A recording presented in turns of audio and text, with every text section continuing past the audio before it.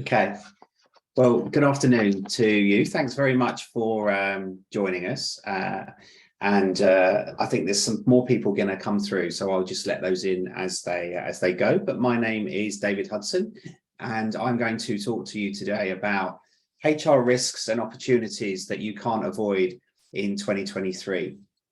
I am recording this, as you may just have seen, and that's just so that I know some of your colleagues, for example, were hoping to come through and we can make that recording available to them. So what are we going to be looking at today? So I'm going to talk to you in a bit more detail about what we see as the top HR risks to look out for in 2023 and how to deal with them most importantly.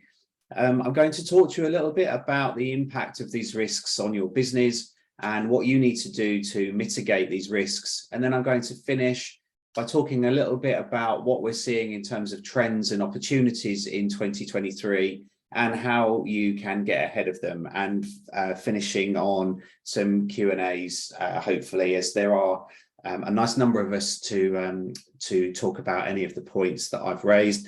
I appreciate time is precious, so I will be looking to finish this no later than 1 o'clock. A bit about me. I know I haven't met some of you. So as I said, my name is David Hudson and I am the owner director of the HR department in Clapham. And what I do is provide services to SME clients across West London. And we do a lot of work in this space with them to make sure that they are legally compliant and risk-free. So if you've attended any of the webinars with us, you'll know that I like them to be particularly participative, because let's face it, there's nothing more dull than just listening to someone whittle on around a set of PowerPoint slides. So we do use an app called Participol, which I'm going to refer you to in a sec. But we do want to make this as interactive as we can. So please feel free to use the chat function to ask questions or to share ideas. And I'll refer sort of to those as and when they arrive. So be prepared, as I say, to be involved in the next hour, because it will be great also to hear your experiences. On that note, what I'd like you to do, please, is take your mobile phone. You probably can't see that because of the screen, and tap into that mobile phone this long string http // dept Clapham HRDEPT Clapham CLAPHAM .participol PARTICIPOLL.com. So if you could tap that in, and then what we're going to be doing is a couple of polls just to find out what your experiences are. So just to use some technology to hear what you're experiencing at the moment. So I'll give you a second to do that. I'm just going to pull that up on my mobile phone.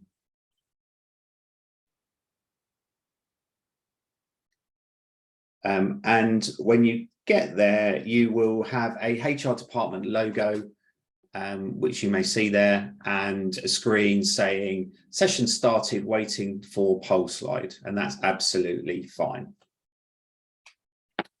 So on that basis, I'm going to click on then, and I'd like you to share with us what you see as the people risks and what are you most concerned about in 2023. So there are 5 options here. So is it that you're concerned about the impact of cost of living crises, losing your key talent, lack of skills that might be holding your businesses back, employee health and well-being, or potentially having to downsize? So if you pick any one of those options, or you can also do multiple options, and then we'll see what the group thinks. So just click on the coloured squares and tell me what you are most concerned about.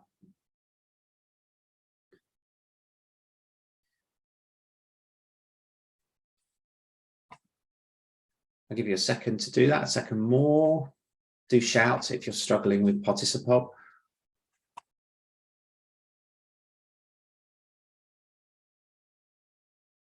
Okay, so 3, 2, 1. Great, thank you. So we see that the things that you're concerned about at the moment are the impact of cost of living. Absolutely, we're seeing that with our clients. the loss of talent. So I'm going to talk a little bit about that. Fantastic. And skills that are holding the business back. So good shout. Yeah, thank you. So what I'm going to talk about is what we are seeing as the priorities in 2023. And these are gathered not just from the clients that we're working with, but also from scanning the horizon in the UK, looking at what SME businesses are doing generally across the UK. And also what do the sort of more global trends look like in terms of the way things are moving for HR.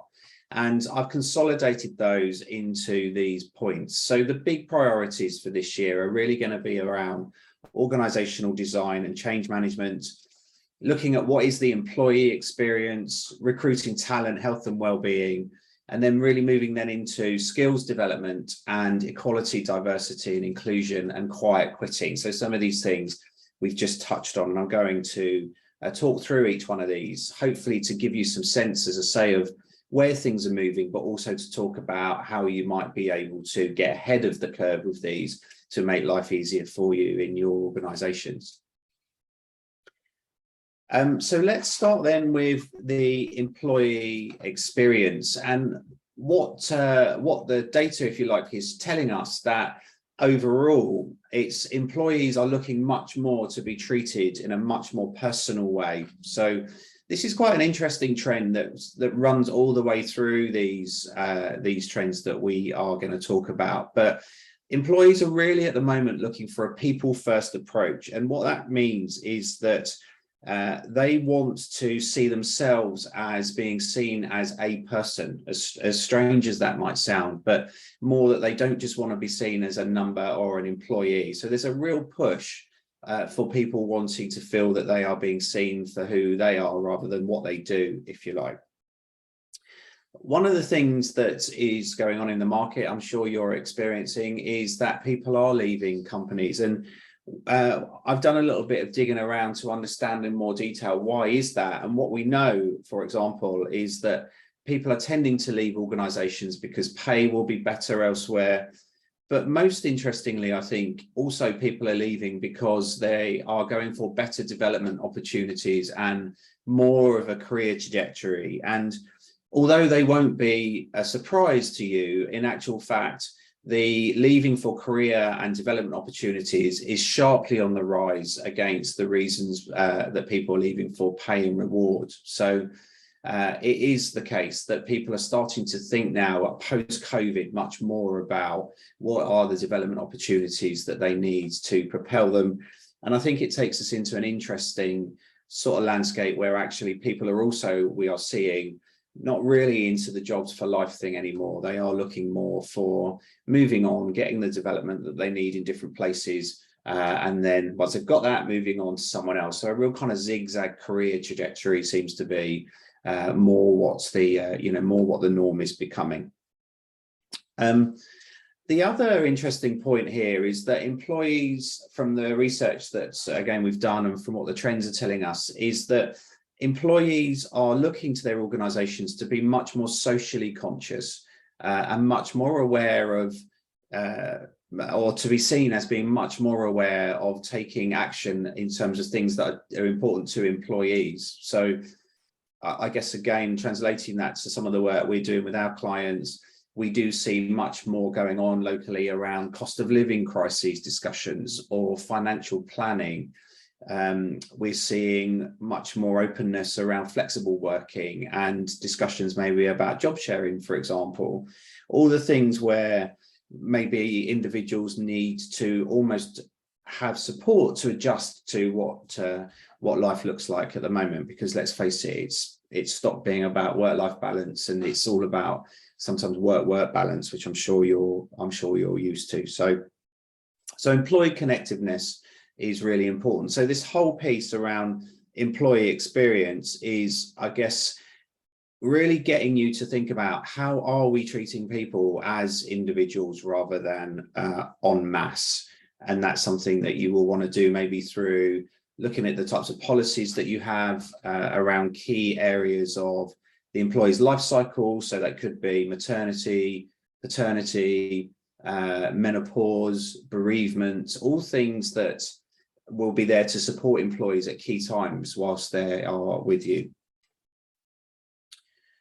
Moving on then, this was quite interesting, I guess, again, and we are seeing some of it, I think, locally, that the continued need to look at how the organization is designed and to, I guess, become more agile in the way that it operates still remains quite high up on people's priorities. But what's very interesting here is that some of the research shows that people are actually pretty fatigued by change. And when you think about the COVID situation and all of that brought and everything else that's going on at the moment, it's probably no surprise to you that that's actually what is, what is emerging. So I guess I don't necessarily want to touch too much here on the fact that there's lots of change going on, but what is interesting to talk about is how it's impacting people. And you will want to be thinking about that. And I am seeing locally that some of our clients are actually finding it quite difficult to implement change and are actually finding employees are maybe either a little more resistant or not coping with the change as well. And it really does feed this point that people are just fatigued by it. So you will want to think about how you're managing the change process, because ultimately it can also mean that people will leave. If they are experiencing fatigue like that, then sometimes people will just move on and find something that maybe isn't to them that that changeable.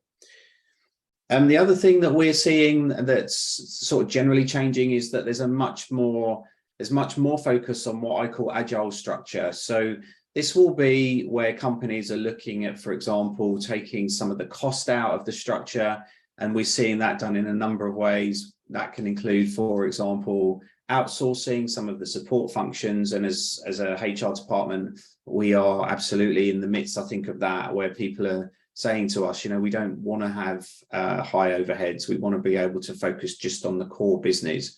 So outsourcing seems to be taking off at the moment.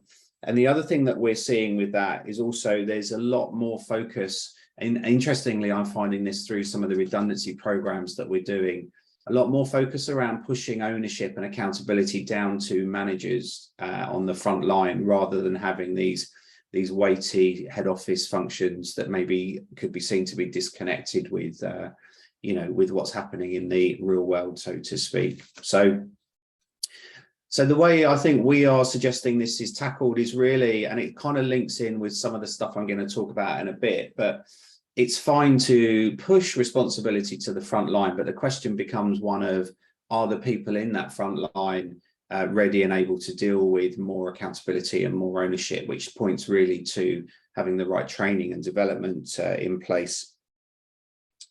It goes without saying that if as an organization you are looking at cost and operational efficiencies, that you must make sure, if you're following redundancy processes, that they are done correctly, because if they're not, then you will find yourself, unfortunately, potentially at the end of a tribunal claim, which is really not something that you want to experience.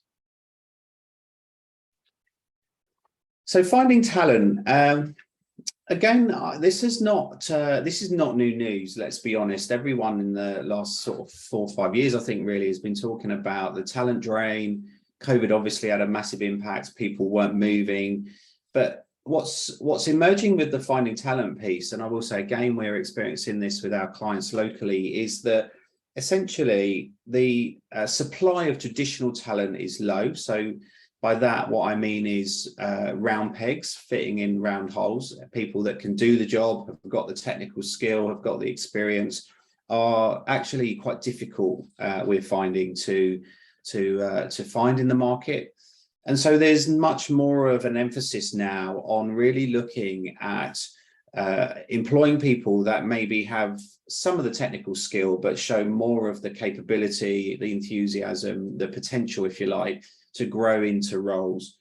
And that, whilst it will probably sound quite obvious, is something actually I think my clients are struggling with, that having to almost forsake some things to the detriment of maybe others for people is I think causing quite a challenge. But the reality is the talent's not out there, and we are finding that. And so people really do have to think much more creatively about not just what are the type of people that we're going for, but where do we find them?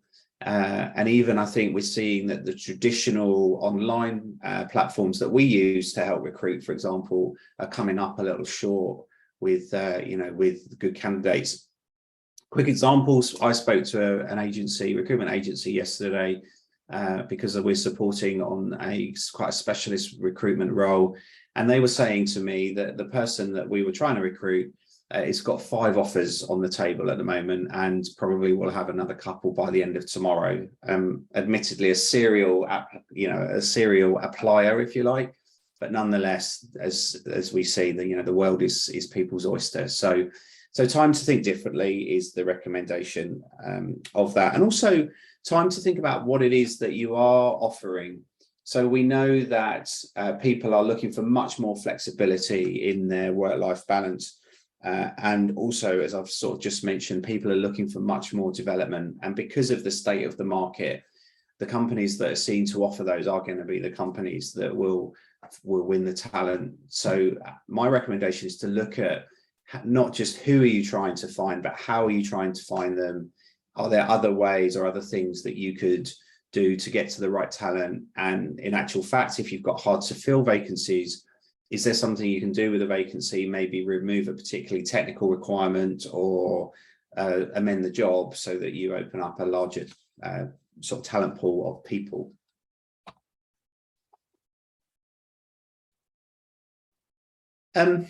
Moving on next then to health and well-being, and this has been quite an interesting one for us, and interesting to hear maybe how you have been experiencing what you've been experiencing in this space. But we are spending quite a lot of time at the moment on things like long-term absence issues, and also indirectly in terms of people's general sort of stress levels. We're dealing with things like more grievances, people going off and not contacting the employer and not going back. All of those things seem to point to the fact that I think people are pretty burnt out, if truth be told. What is interesting is, for example, that the Office of National Statistics tell us that there are approximately 2.5 million workers in the UK that are off on long-term absences. That is a lot of people, quite a rise from where we were pre-COVID. And also, interestingly, about 131 million working days a year are lost due to ill health. So this is a big issue. And you'll probably know from the roles that you do and the companies that you're in that absence will be a challenge on many levels, from operational delivery to customer service to the strain that it puts on other people. So we always advise with absence that you deal with it quickly and through a proper process to avoid it, I guess, growing, which again is my experience sometimes where companies aren't dealing with absence. They unfortunately can have a tendency to get worse. It's sometimes too late really to deal with absence when people have gone off work. The more proactive approach with absence is to actually look for what might the things be that are causing people's absences. And we know that one of the early warning signs will often be people talking about feeling stressed or overworked. And those cues, if you like, are things that we always strongly suggest that you pick up on. Excuse me. You will ideally have policies around this that you are putting in place that will be all about being able to intervene where people are feeling particularly stressed. We use a lot in amongst our clients the employee assistance program process, which is a great opportunity to give someone a confidential number. They can call that confidential number. There's no records kept, as you probably know. And it does make people feel better when they've got an out, whereas maybe previously they haven't. So having people go off sick is probably a bit too late in the day. You want to maybe think about what's happening before that you can help positively deal with. That means that absence levels maybe are not as high as they could have been.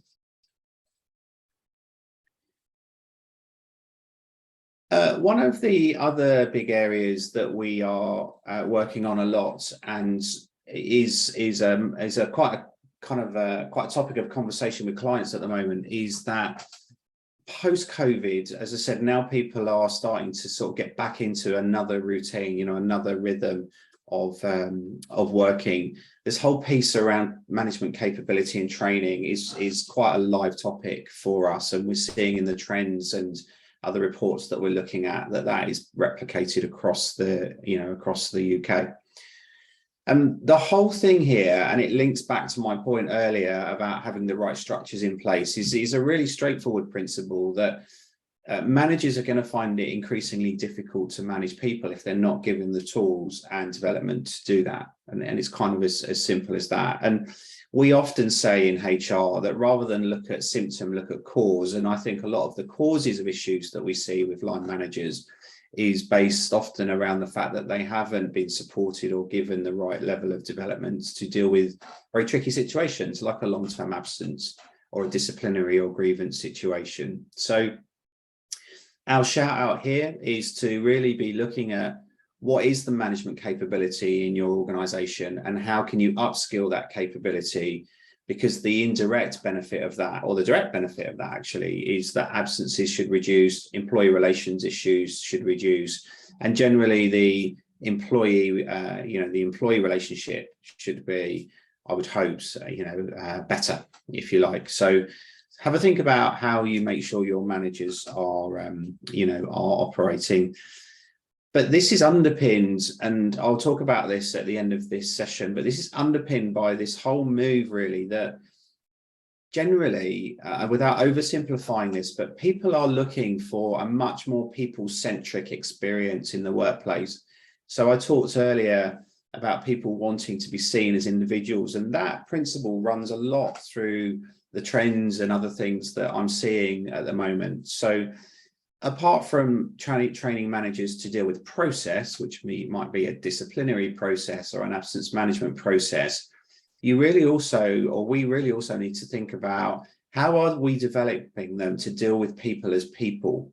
And process and people management can, arguably be two quite different skill sets that our managers need. So process is key, particularly with new managers and line managers, but do have a think about how then you are developing their interpersonal skills.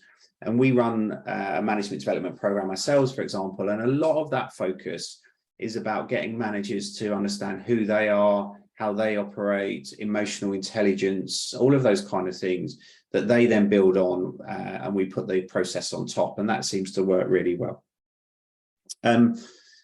Quick kind of watch out here. As I've said previously, and some of these things are quite consistent, but we do see in the data that people are more readily leaving because they're not getting the right level of development. And with development being something that's become so much more in people's focus, having management training, or in fact having any training that's going to benefit the organization, can be used as a good retention tool for people. So don't lose sight that the money you might spend on training, you might actually save on recruitment fees, because traditionally in this area, actually training will be an area that costs will often be first cut because it's seen to be nice to have, but it actually isn't. It can have a massive impact on the organization if people are trained well and doing their jobs properly. Now onto a bit of a buzz phrase. You might have picked this up in the press, but quiet quitting. Quiet quitting. Has anyone stick your hand up if you have come across this term before? So if you use the thumbs up function, I think it is, on your Zoom, or tapping a yes, then I'd be interested to know, have you come across quiet quitting before in your organization? Feel free to take to the chat and don't be shy.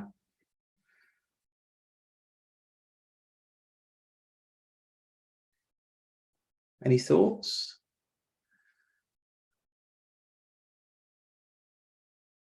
Not quite yet.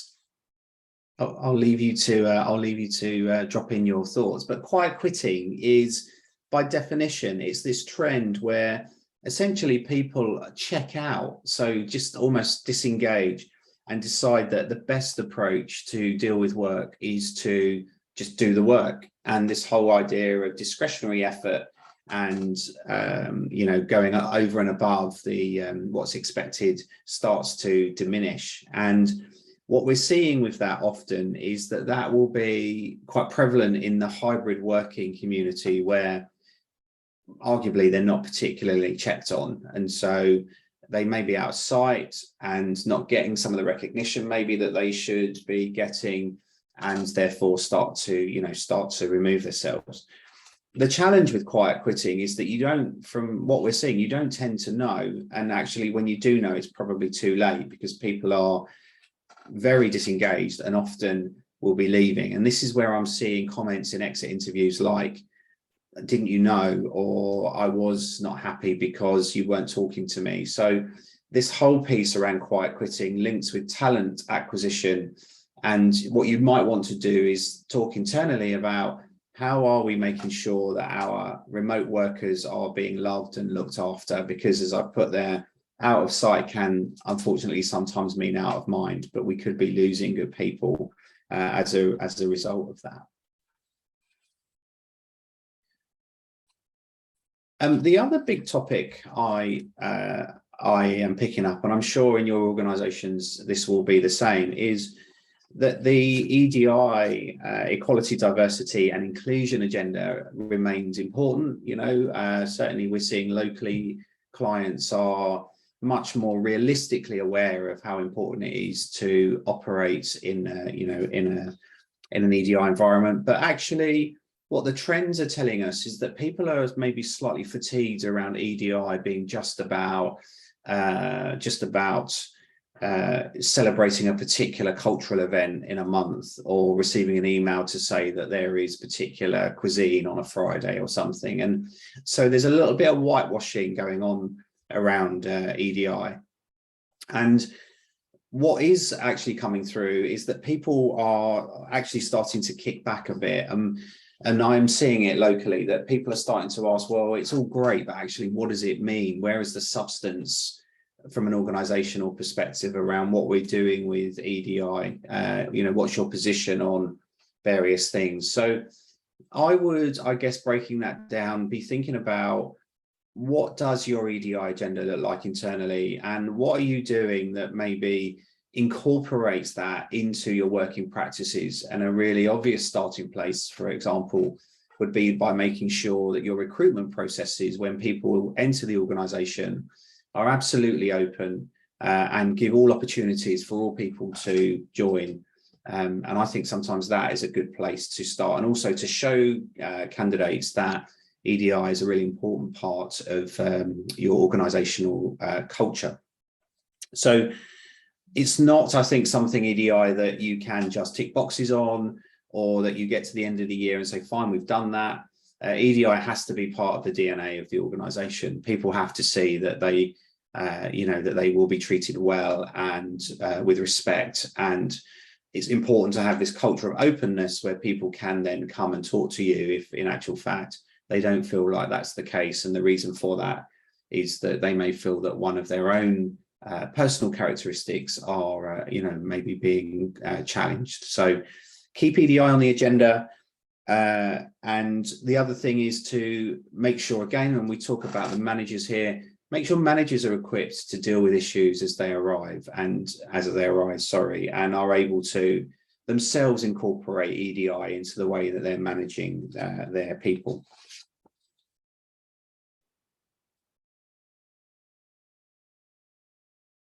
Okay, I've talked about that.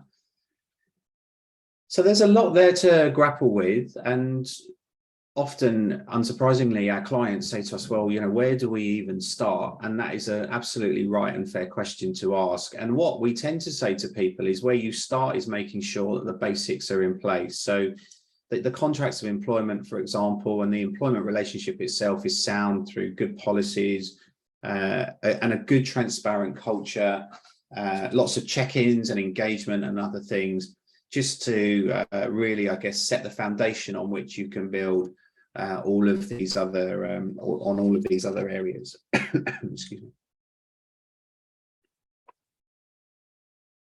So looking to the future, what is it that we're told the future holds for us from a people perspective? And I think to some extent it's probably nothing much more different than what we're seeing, but there's some things I think useful to call out that I would ask you to think about.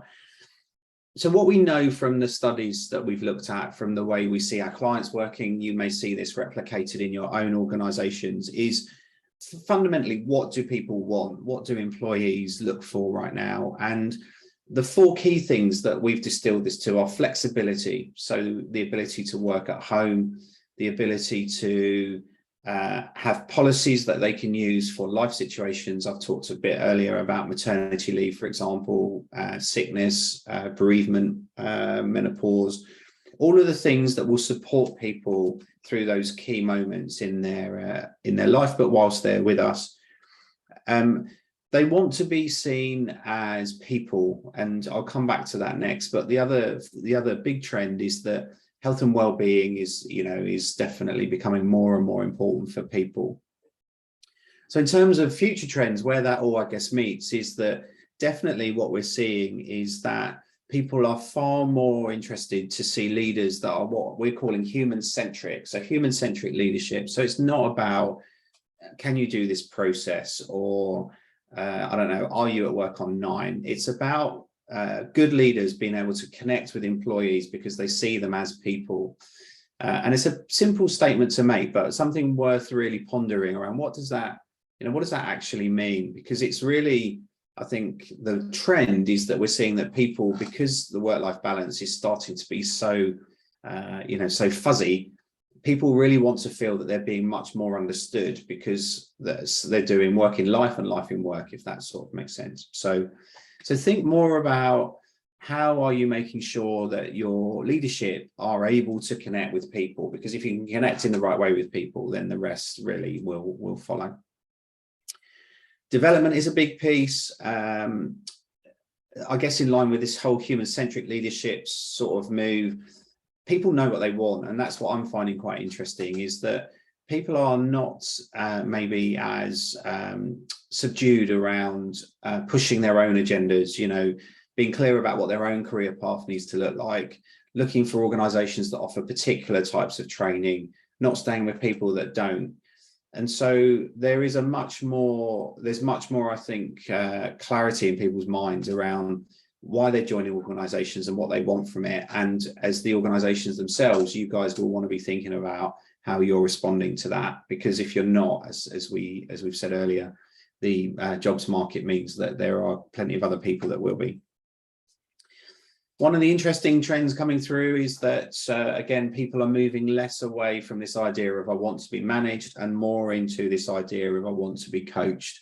So this traditional view of management is, I think, fast diminishing, and it's the coaching approach that people are feeling they want much more of. And that's, again, maybe pointing into this human-centric piece whereby people want to feel that they are being managed in a much more rounded way. And a coaching approach, for example, would talk to that rather than a more directive do and tell type relationship, which people are not really into. And finally, the whole flexible working piece. Now, what's interesting with flexible working that we're seeing, and that is being predicted in terms of future trends, is that the way to really deal with flexible working is to be making sure that we are providing people with some sense that they are still involved, and also that, as difficult as this will be, that they're as much an important part of the structure as they would have been if they were, for example, in the office. So I know we visited this many times during COVID, more from the perspective of how do we do it, what do we do, because it was a brand new trend that was thrust on us quickly. But you might want to take some time now you've seen flexible working in action and how people have responded to that. You might want to take some time to think about how best to develop that to its next natural place.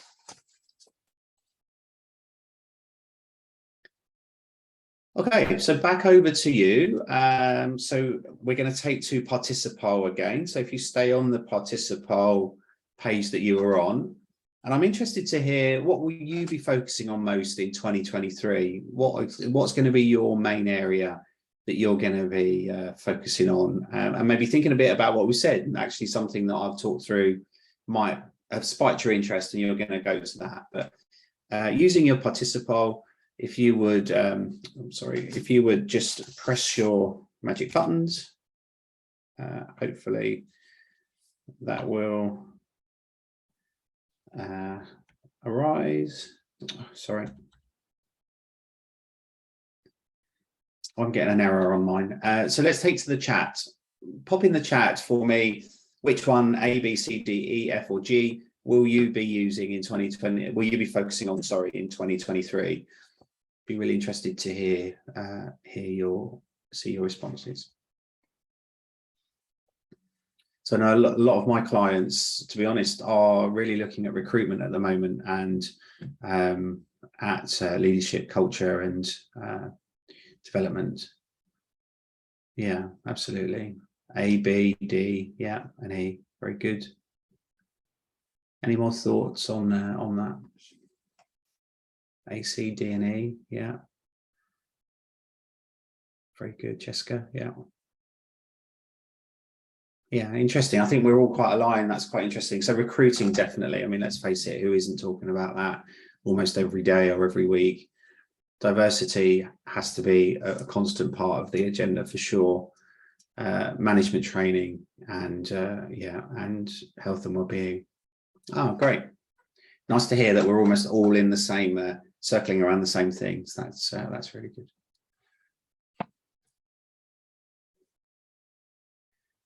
Okay, brilliant. So I guess in closing, I will share these slides with you. There will be a recording you can refer back to, but what is it then that you need to do next is, I guess, the question. It all sounds really interesting, but what now? And so my advice is that you take some time to think about the bigger picture issues we've talked about and how you're going to mitigate the risks, because it's a two-sided situation. It's all well and good me talking about what you should do, but I will say again that by not addressing some of these issues, there will be risks attached, and I've talked briefly about those. So and they are equally, if you go back through the presentation, the biggest risk areas you've got in your business, so really can't be ignored. And then from that, my recommendation is to prepare your people plan that just keeps you focused on how you're going to hit those key priorities, and talk about those with your leaders. Practically speaking, it's really important that you have the basics in place, so right documents, policies, procedures, and obviously that the right HR advice is also in place, which I know, looking across today's audience, is there is no doubt. So that's everything from me. Just a little bit of some background around the HR department. So as you will be aware, we are here to help. Hopefully today demonstrates that. We do offer a whole range of services. So we go from providing monthly support through our advice line service, right the way through to day support, project work. We do recruitment. We do run an amazing management development program. And everything in between. And unashamedly, I'm pleased to say that, as you can see from the bottom of the screen, that our clients are very happy with how we do that. So I do also run surgeries every week, so you are very welcome to drop into those surgeries if you've got questions or things you want to talk through, or challenges or conundrums. You know, even if you are working in HR, you're very welcome to come through, and I'd be more than happy to spend time with you if we can help. And in closing, I do run these on a fairly regular basis. Thank you to those of you that come regularly. Next week, we're looking at an employment law update, and then I'm going to be running a HR Essentials, which is more aimed at line managers, and you might have people that you just need to sheep dip a bit, so they know what the basics are. We run a course like that. It's a 3-hour course, which is in person, which is brilliant. We're looking at the 18th of April at recruitment and how to attract and retain great talent. And you won't be surprised to see that these things fit into what I've just talked about, because they are the big issues people are grappling with. And then we are also going to be looking at health and well-being and how to create a happy workforce. So you are very, very welcome to join those. And finally, keep connected. So you've got all of our details. Please feel free to reach out. Genuinely, we are always happy to help. And hopefully we will see you again. So I'm going to come off of all of that and stop the sharing and just say thank you, just to give you some time back. Really delighted to have had you join us today. And please feel free to come off mute, come off camera, ask questions, put questions in chat. I would be very happy to answer any of those. But otherwise, if you don't, then thank you for coming, and I will send a copy of this presentation to you. So thank you, Rosalind. Thanks, David. Do you have any dates coming up that are more tailored around devising an L&D strategy? No, but we can. If you want half hour on it or an hour, then we can connect directly, Cheska, and I can help you with that. Brilliant. Thank you so much. Yeah, just email me. Yeah? Lovely. Thank you for today. That's a pleasure. Thanks for coming.